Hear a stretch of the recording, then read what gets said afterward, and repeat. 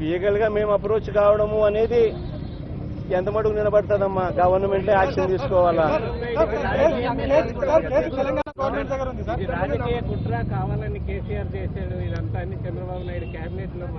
ఆశ్చర్యం నిజంగా నాకు అక్కడ కూడా పెద్ద ఆశ్చర్యం అనిపించింది. చంద్రబాబు నాయుడు ఇది రాజకీయ కుట్ర అంటాడు, ఇంకొకరి మీద నెపం నెట్టే కార్యక్రమం చేస్తాడు. నాకు నిజంగా ఆశ్చర్యం అనిపించింది. ఈ రాజకీయ కుట్ర ఎలా అవుతుంది? డబ్బు తీసుకుపోయింది చంద్రబాబు నాయుడు ఎమ్మెల్యే, కళ్ళకు మనకే కనిపిస్తా ఉంది ఆ డబ్బు తీసుకొని పోయి ఆ డబ్బు ఓపెన్ చేసి ఎమ్మెల్యేకి డబ్బులు ఇస్తా ఉండి చంద్రబాబు నాయుడు ఎమ్మెల్యే చిక్కగా నవ్వుతున్నాడు. ఎమ్మెల్యే చంద్రబాబు నాయుడు పంపించాడు, బాసు పంపించాడని చెప్తా ఉన్నాడు. బాస్తో ఫోన్లో కూడా మాట్లాడిస్తాడు. మరి కుట్ర ఆయన పన్నుతున్నాడా? ఆయన కుట్ర పన్నుతూ పట్టుబడ్డా, లేకపోతే కుట్ర వేరే వాళ్ళు పన్నుతున్నారా? ఎవరి మీద చెప్తా ఉన్నారు ఇదంతా? ఇవాళ కూడా నాకు ఇంకొకటి ఆశ్చర్యకరమైన విషయం. వీళ్ళ విజయవాడలో ఉన్నాడు చంద్రబాబు నాయుడు. వైఎస్ఆర్సీపీ టీఆర్ఎస్కి సపోర్ట్ ఇచ్చింది అని చెప్పి ఈ స్థాయికి దిగజారిపోయిందా వైఎస్ఆర్సీపీ అన్నాడట. నిజంగా నాకైతే ఆయనకు నమస్కారం పెట్టాల. ఆయన అయితే వరంగల్కు పోవచ్చు, పోయి నా లెటర్తోనే తెలంగాణ వచ్చిందని ఆయన అనొచ్చు. యాక్సెప్టబుల్, ఓకే, బాగానే ఉంది అని చెప్పి ప్రజలంతా నమ్మేసేయాలి.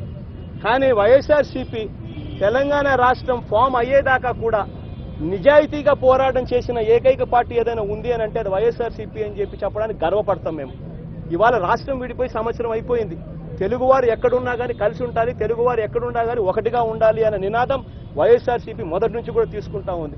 రాష్ట్రం విడిపోయి సంవత్సరం అయిపోయిన తర్వాత ఇవాళ మా పార్టీ ఎవరికి సపోర్ట్ చేస్తే ఆయనకేమంట? రాష్ట్రం సమైక్యంగా ఉన్నప్పుడు వైఎస్ఆర్సీపీ ఒక్క పార్టీయే గట్టిగా అపోజ్ చేసింది కూడా. చంద్రబాబు నాయుడు గారు కాదు ఆ రోజు చేసింది. ఆ రోజు వైఎస్ఆర్సీపీ నిలబడింది. చంద్రబాబు నాయుడు గారు రాజకీయాల కోసం తెలంగాణలో వస్తే ఒక మాట మాట్లాడతాడు, సీమాంధ్రాలో ఉంటే ఇంకొక మాట మాట్లాడతాడు. కానీ వైఎస్ఆర్సీపీ ఎక్కడ ఉన్నా ఒకే మాట మీద నిలబడుతుంది. మేము చేయాలనుకుని ధైర్యంగా చేస్తాం, చెప్పి చేస్తాం. అది వైఎస్ఆర్సీపీ.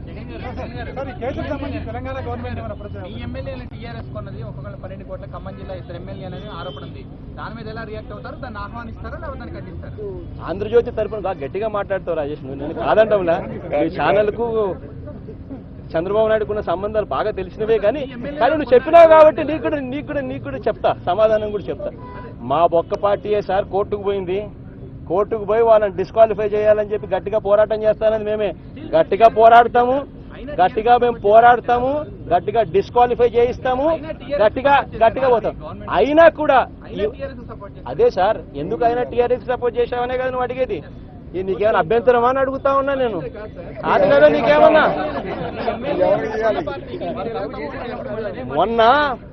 మొన్న అసెంబ్లీలో కౌన్సిల్ ఎన్నికలు మీరు అంతా ఉన్నారు, పక్కపక్కనే అసెంబ్లీస్ అందరూ మీరు అంతా ఉన్నారు. కౌన్సిల్లో ఏం జరిగింది? మొన్నటిదాకా కాంగ్రెస్ దుమ్మెత్తి పోసింది తెలుగుదేశం పార్టీ, చంద్రబాబు నాయుడు. ఇదే చంద్రబాబు నాయుడు గారు నిన్న జరిగిన కౌన్సిల్ ఎన్నికల్లో కౌన్సిల్లో డిప్యూటీ స్పీకర్ ఎన్నికలో సతీష్ రెడ్డి తెలుగుదేశం పార్టీకి సంబంధించిన ఎమ్మెల్సీని ఇదే తెలుగుదేశం పార్టీ ఇదే కాంగ్రెస్ పార్టీ మద్దతుతో ఇద్దరు కలిసి మొన్నటిదాకా కాంగ్రెస్ దుమ్మెత్తి పోశాడు, మళ్ళా ఇదే రెండు కలిసి మళ్ళా సతీష్ రెడ్డిని డిప్యూటీ స్పీకర్గా ఇద్దరు కలిసి ఎన్నుకున్నారు. ఇటువంటి విలువలు లేని పార్టీకి బుద్ధి రావాలి. ఇదొకటే కాదు, ఇంతకు ముందు కంబైన్డ్ రాష్ట్రంలో కూడా సమైక్యంగా కంబైన్డ్ రాష్ట్రంగా ఉన్నప్పుడు కూడా ఇంతకు ముందు చంద్రబాబు నాయుడు గారు ఏం చేశారు? ఏకంగా విప్పు జారీ చేసి కిరణ్ సర్కార్ను కాపాడాడు. ఇటువంటి విలువలు లేని రాజకీయాలు మారాలి. ఇటువంటి విలువలు లేని వ్యవస్థలోకి మార్పు తీసుకొని రావాలి. ఇటువంటి విలువలు లేని రాజకీయాలు చేసే వాళ్ళకు బుద్ధి రావాలి. బుద్ధి గట్టిగా రావాలనే ఉద్దేశంతోనే మేము చేయగలిగిందంతా డ్యామేజ్ చంద్రబాబు నాయుడు గారు గట్టిగా చేయాలి, గట్టిగా బుద్ధి రావాలనే ఉద్దేశంతోనే టీఆర్ఎస్కు మద్దతు ఇచ్చినాం. టీఆర్ఎస్కు మేము ఇచ్చిన మద్దతు కేవలం ఈ ఎమ్మెల్సీ వరకే ఉంటుంది. అంతేగాని ఇదే టీఆర్ఎస్ పార్టీతో గట్టిగా రేపొద్దున పోరాటం చేసే పార్టీ కూడా ఏదైనా ఉంటుందంటే అది కూడా మా పార్టీ. కేవలం ఎమ్మెల్సీ ఎన్నికల్లో ఇదే చంద్రబాబు నాయుడు గారికి గట్టిగా బుద్ధి రావాలి కాబట్టి చెప్తా ఉన్నా.